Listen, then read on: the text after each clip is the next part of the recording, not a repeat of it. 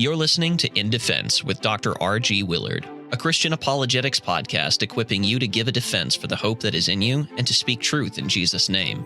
On today's episode, Dr. Willard will introduce the Kalam Cosmological argument and discuss the philosophical history that led to its development. Hello, you are listening to In Defense with me, Dr. R.G. Willard, a Christian apologetic podcast bringing you an appeal and defense of the Christian faith. Now, as I was thinking of what I wanted to start off doing this brand new podcast with you, I could think of no better place to start than to give you my favorite argument for God's existence. It is known as the Kalam Cosmological argument. Now, before I dive into this with you, I want to give you guys just a quick overview of the series that we will be doing on the Kalam Cosmological argument. It will be roughly 6 parts, roughly 20 minutes each of each part. The first episode will be the quick introduction as well as a quick historical background of this argument. The second episode will help you guys better understand what makes a good argument. We're going to be tackling a few lines of reason and argumentation to help you better understand what the Kalam is and what the Kalam is not. The third episode, we're going to be diving into what is called premise 1, or the first line of arguments of this Kalam cosmological argument. Episode 4, we're going to be diving into the second line of argument, or known as the second premise of the Kalam. Episode 5, I'm going to do a summation of everything that we have went through so far. And then in episode 6, I'm going to be tackling roughly 5 to 6 common responses or objections I have heard, whether it be on YouTube or in person or on college campuses. Now, I'm excited to be starting this with you. And let's dive into the first episode. The Kalam cosmological argument has a very long historical background to it.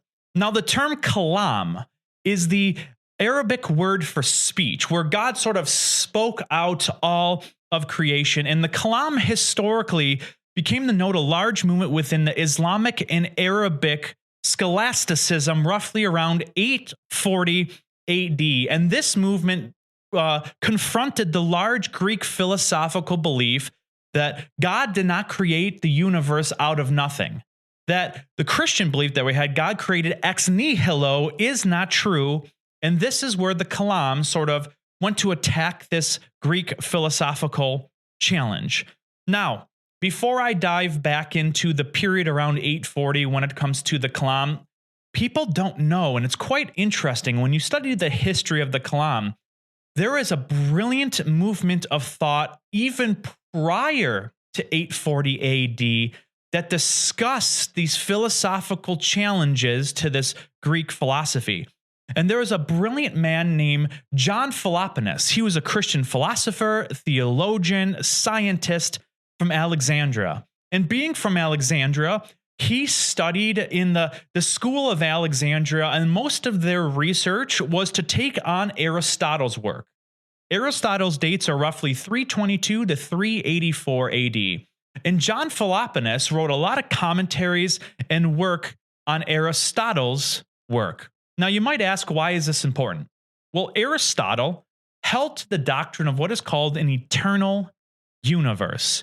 Aristotle was famous for this phrase that most of us have commonly heard, the unmoved mover, because in a very crucial sense, Aristotle believed that God did not create the world ex nihilo, the universe out of nothing. In fact, he believed that matter was eternal with God in sort of this frozen state, and God was the prime mover and got the motion going to get the kind of universe that we have today.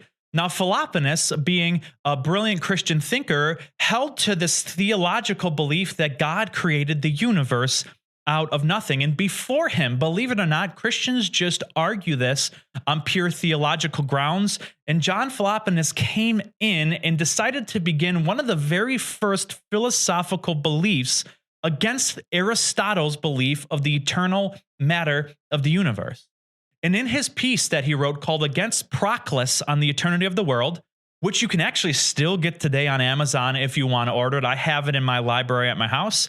he focused on one of the first arguments against an actual infinity existing in the real world. And in this work, he brilliantly articulated an argument against an actual infinite amount of things and time of the universe. And this view was embraced by medieval thinkers and refined throughout history. Now, this brings us back to the idea of the Islamic period, around 840 AD. And there was a few brilliant thinkers along this time, but for the time being, I want to focus on one Islamic theologian. His name was Al-Ghazali, and his dates are roughly 1058 to 1111 AD. And his work was so brilliant. He worked off of this actual work of John Philoponus against infinity. And even Islamic theologians today say his work needs to be dealt with. And he wrote a piece called The Incoherence of Philosophers, where he sort of rigorously went against this idea of an eternal world and this attacked the belief of an actual infinity. And he had two major steps in his argument. The first step was this.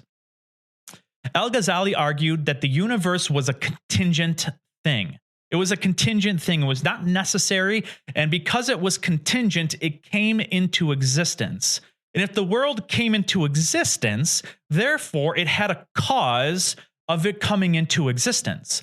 And what he did in the last part of this first step, he focused on the absurdities that would happen in real life if you were not to think the universe were contingent and come into existence and existed for an infinite amount of time. And he focused on the weird things that could take place in reality if we are to believe that an actual infinity could exist in the real world. That's his first step. His second step was to argue that the cause of the world was God. Now, it's not the Christian God, but just a God in general. And what he did was, if he came to the conclusion that there was a first cause of the universe, the question is, can we derive characteristics or properties or even just information of what it means to be the first cause of all of the universe? Could it be eternal? Is there oneness, volition, power? And he focused his last step to try to see if he can derive properties of what it would mean to be a cause of the universe. Now, this leads us to our modern day. And believe it or not, these arguments for many centuries were overlooked by Christian philosophers and theologians until around 1957, when a PhD theologian, Dr. Stuart Hackett, wrote a book called The Resurrection of Theism, where he briefly went into the medieval thinkers' Kalam period of thought by Al-Ghazali.